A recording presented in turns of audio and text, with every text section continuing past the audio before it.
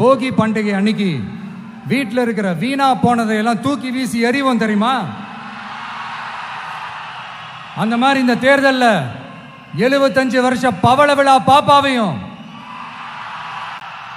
55 வருஷ பல்லாங்குழி பாப்பாவையும் தூக்கி வீசி எறிவோமா? ஒரு நியூ கவர்னன்ஸ், ஒரு குட் கவர்னன்ஸ் ஒன்று கொண்டு வரலாமா?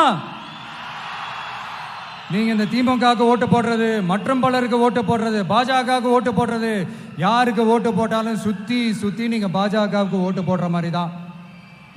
ஒட்டுமொத்த தமிழ்நாட்டு மக்களுக்கும் எதிரான ஓட்டு. நீங்க ஒன்று கவனிச்சிங்களா? ஒட்டுமொத்தமா எல்லாருமா சேர்ந்து ஒருத்தனை எதிர்க்கிறாங்க. அதுக்கு என்ன காரணம்? ஏன் அப்படி எதிர்க்கணும்? இப்போ அவங்கவுங்க ஒரு தனித்தனி கூட்டணியில் இருந்தாங்கன்னா அவங்களுக்கு ஆப்போசிட்ல இருக்கிறவங்கள எதிர்ப்பாங்க. ஆனால் ஒட்டு மொத்தமாக எல்லாருமா சேர்ந்து ஒருத்தனை எதிர்க்கிறாங்க. அதுக்கு என்ன காரணம்? ஒட்டு மொத்தமாக எல்லாருமா சேர்ந்து ஒரே கூட்டணியில் இருக்கிறாங்க. என்ன தப்பு பண்ணிட்டான் இந்த விஜய்? மக்களுக்காக அரசியலுக்கு வந்தது ஒரு தப்பா? நல்லாட்சி கொடுக்கணும்னு நினைச்சது தப்பா? ஊழலை செய்யக்கூடாதுன்னு நினைச்சது தப்பா? லஞ்சமே வாங்கக்கூடாதுன்னு நினைச்சது தப்பா?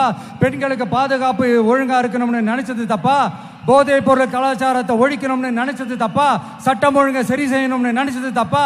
விவசாயிகள் நல்லா இருக்கணும், மீனவர்கள் நல்லா இருக்கணும், உழைக்கிற மக்கள் எல்லாரும் நல்லா இருக்கணும்னு நினைச்சது தப்பா? ஆனா மக்களே நல்லா இருப்போம், நல்லா இருப்போம், எல்லாரும் நல்லா இருப்போம். எப்படி நல்லா இருப்போம்? நல்லா இருப்போம், எல்லாரும் நல்லா இருப்போம்.